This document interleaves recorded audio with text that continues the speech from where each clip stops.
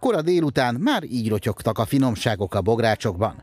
A csapatok jellemzően magyaros ételeket készítettek. Pörkölt variációk és húsos káposzta is a zsűri elé került. Az ételeket az idős otthon lakói is örömmel fogadták. A Ságodi Gyöngyvirág Nyugdíjas Egyesület tagjai palacsintával kedveskedtek. Mi is nyugdíjas klub vagyunk.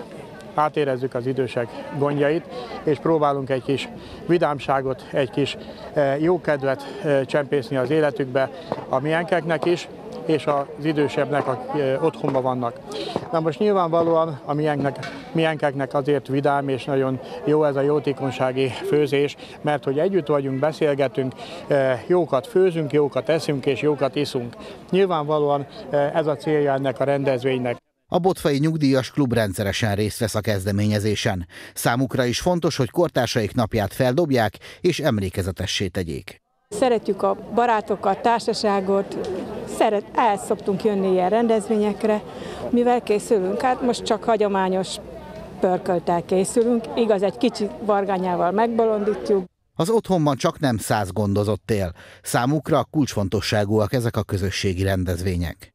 Nagy örömünkre szolgál ilyenkor, hogy ennyien részt vesznek ezen a rendezvényen, régi ismerősök találkoznak, új barátságok kötődnek, úgyhogy minden résztvevőnek, jelenlévőnek hálásak vagyunk, hogy ma itt van velünk. Az erős szél ellenére igazán önfeledten, vidáman telik ez a délután is. Az Idősek hónapja programsorozat holnap a Szívvilág napján örömtánc flashmobbal folytatódik. A résztvevőket fél 10-től várják a dísztéren.